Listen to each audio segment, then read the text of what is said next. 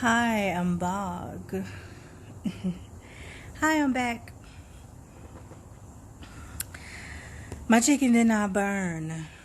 So, yay. Hungry Man chicken is so good. You should try it. You get it at Walgreens or Snooks.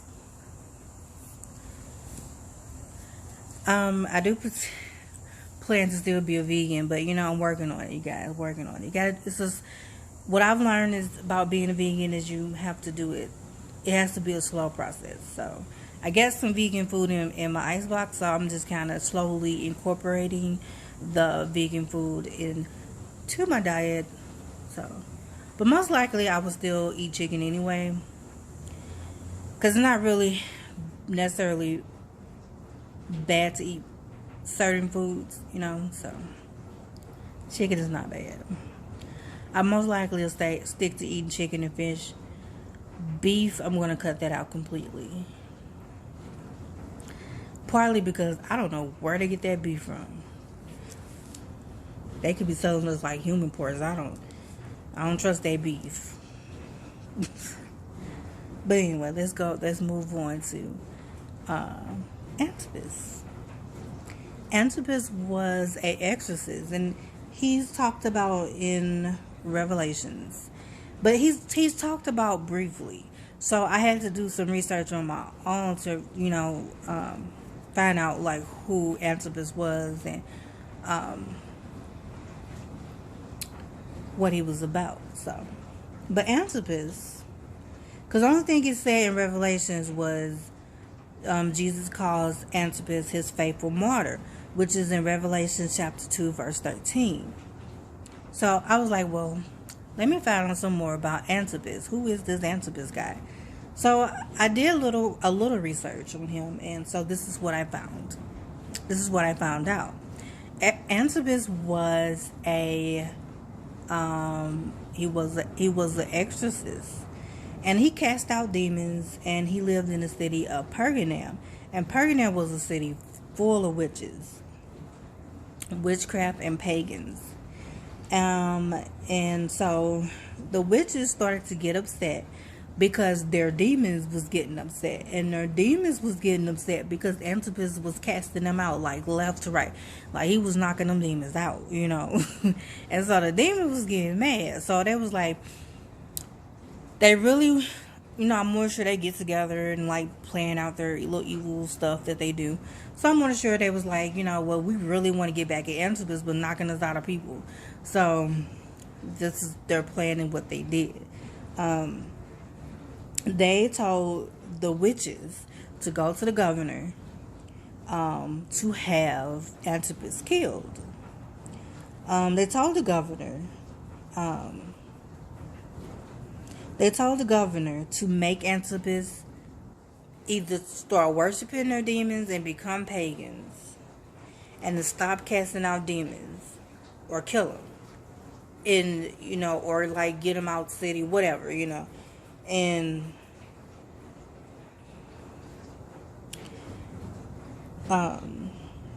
he of course wouldn't stop.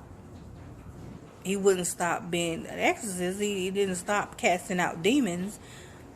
So the governor, who I guess felt an obligation to the people, because it was more people. It was a city full of people against this one person, and I'm more than sure that the governor was most likely doing witchcraft too. I mean, his people was doing it, so he probably was doing it too, and especially he went along with what they were saying. So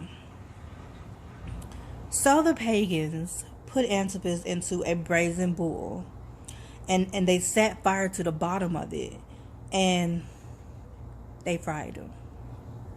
And as he screamed, it made music through the musical instruments and holes in the head of the bull.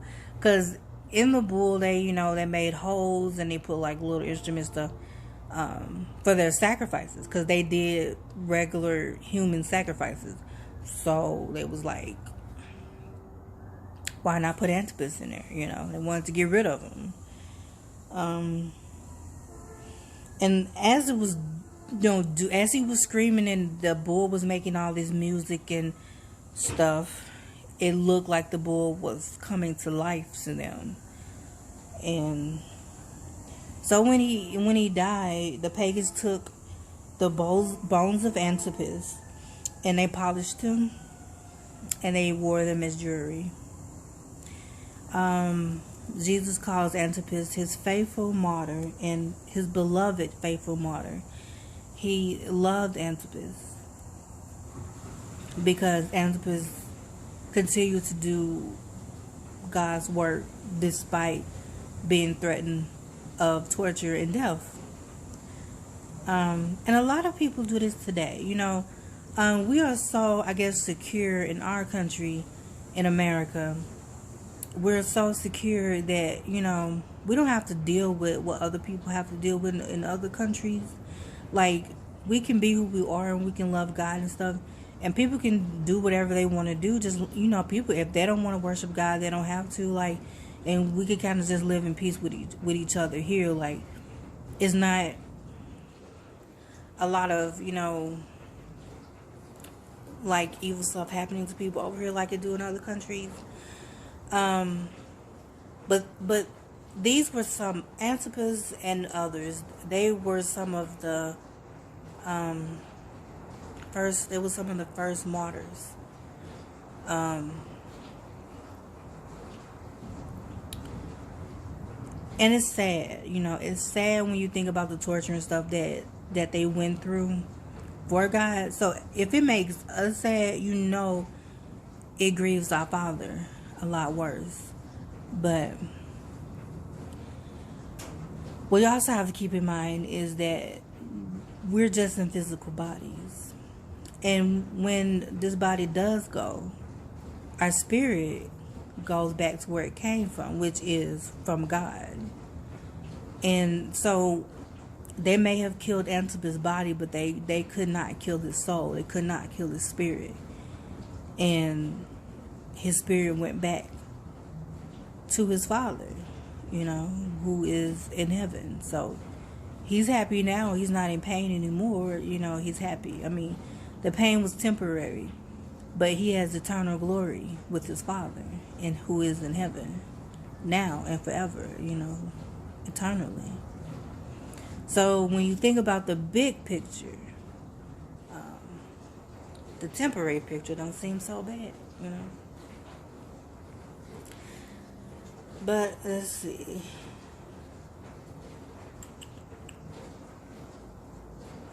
What else? So let's move on to, I would like to learn more about him too, as well. So I'm going to do research on Antipas. I'm going to do some more research on him. That was a little bit of the research that I found on him. But I think I'm going to take this to the library and do some more research. Because I do find the stories interesting. So what I find, I'm going to share with you guys as well. And if you have any information that you would like to share with me about the Nicolaitans or Antipas or John of Patmos, please feel free to share it in the comment section below, because I like to learn. I love learning, and I hope you guys learn. I hope you guys love to learn too. So if anything that you have, any information that you would like to share with me about anything that I'm talking to you about, please feel free to share it with me. And so I can, take it into consideration and research it myself, And anything that I'm telling you guys, I suggest you also research it. Don't just like reading Rainbow. Don't take my word for it. Read it yourself. So let's go on to, and also get guidance and advice from God yourself. He'll talk to you too. So let's go on to Revelation chapter 4 verse 3, which is God's throne. Well, this describes God's throne. is brilliant as gemstones. Whoa, no, it says God is as brilliant as gemstones. His throne, an emerald glow circles the throne like a rainbow. And there are 24 thrones with 24 elders that surrounds God's throne. And there are elders clothed in white with gold crowns on their heads. From the throne is flashes of lightning and the rumble of thunder. And there are 7 torches that are lit in front, which are the sevenfold Spirit of God, which I talked about earlier. The sevenfold Spirit of God is the Spirit of the Lord, wisdom, understanding, counsel, of might, which means authority, knowledge, and fear of the Lord. And those are the 7 things you need to effectively minister to anyone about God. So, and also there's a shiny sea of glass, sparkle like crystal, in front of the throne. There are 4 living beings in the center and around the throne. And these living beings look like a lion and an ox. One has a human face. One looks like an eagle in flight. They each have 6 wings, each covered in eyes, inside and out. Day and night they say, Holy, holy, holy is the Lord God, the Almighty, the one who always was, who is, and who is still to come. As the beings worship God, the elders fall down and worship God too. They lay their crowns before the throne and say, the elders say, You are worthy, O Lord our God, to receive glory, honor, and power. For you created all things, and they exist because you created what you pleased. Now, I must admit, when it described the living beings, kind of threw me off a little bit. Because in my human mind, it's like, what does these beings actually look like? Is it describing like how they actually look, or is it talking about them metaphorically? Because how sometimes they can say something they could say like you look like something, but you don't actually look like that, like how they be like how they do it in poems, like Shakespeare do it in poems, where he'll describe a person to look like a summer sunset or something, but no, not actually that, but I don't know, I was thinking that when I've looked at it before, but now that I'm kind of like, do they actually look like that? But I mean, it would be strange to us, but I mean, to them that's normal, and they're not like evil, because I mean, they're around God, so don't have to really be scared of them. But I think anything that's kind of strange to us and new to us scares us, it can be scary. So a lot of times people would hear that description and they get scared, and they're like, okay, it's not something that I'm used to, I don't know what that is, And then plus, if you ever seen demons, some of them look like that, so it's like, so sometimes you may think, okay, well, like what exactly is these things flying around, God throne? Well, not things, I don't want to say things, I will say beings, because it says in the Bible they're living beings.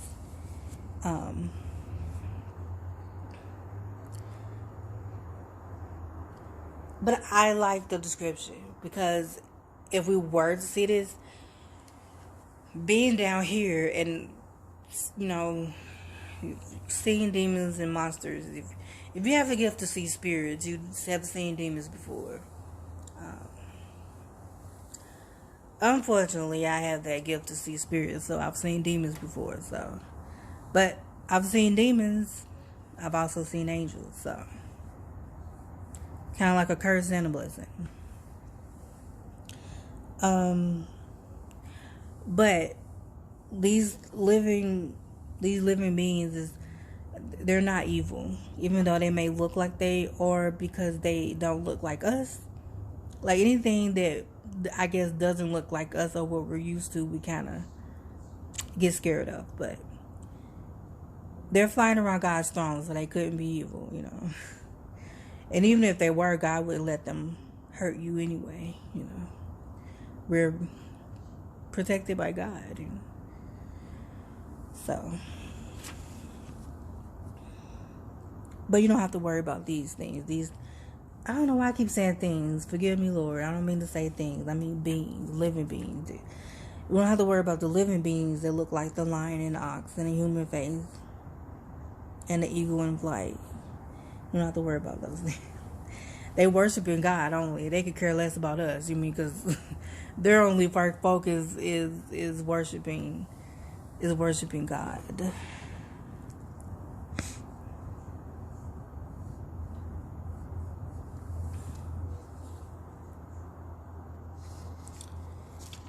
Okay, and then it talks about the elders.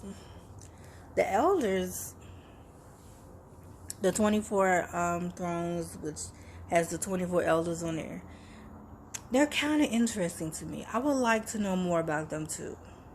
I would like to know more about the elders. Like, what do they do? Like, what exactly do they do? But the only way you can find that out is you have to ask God, So when I do my research, of course, I'm going to ask God to lead me in my research and also, help me to understand what I'm researching. But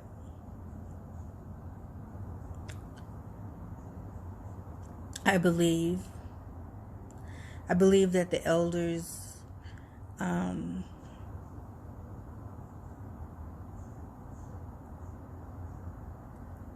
does what he want to do, but I guess like when he wants advice for some, when he wants advice, I think that he just goes to the elders.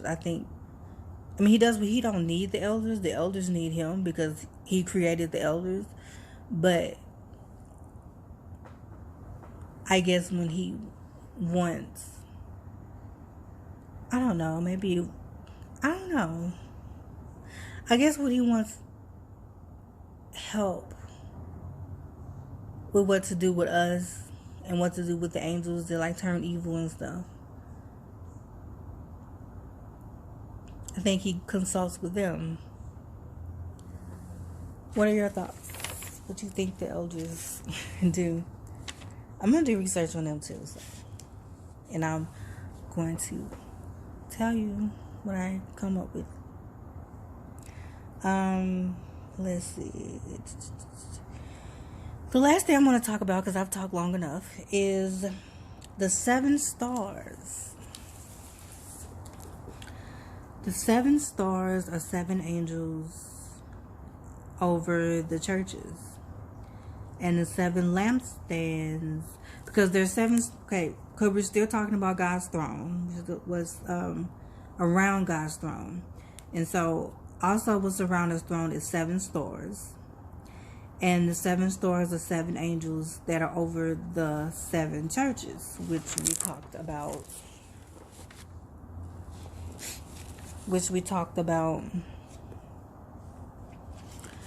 earlier.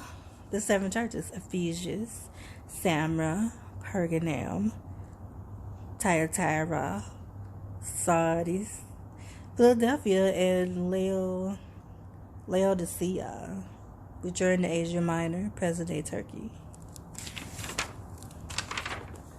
And also, the last thing that's around God's throne is 7 lampstands.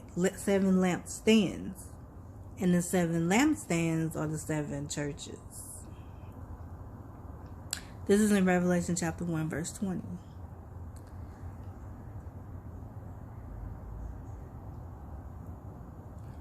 Okay, so I think I'm going to stop there. And next week, I'm going to comment. Well, you know what? I may do this video twice a week. I may, so twice a week or once a week, I may do these videos to let you know what I'm researching, what I'm doing and stuff. So tell me,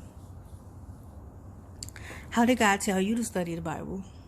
And what's one of your best studying tips for for studying the Bible? Like, what are some things that you do to help you study the Bible? Until next time, stay blessed, and I'm going to eat my chicken. And I hope you guys have an awesome day and rest of the week.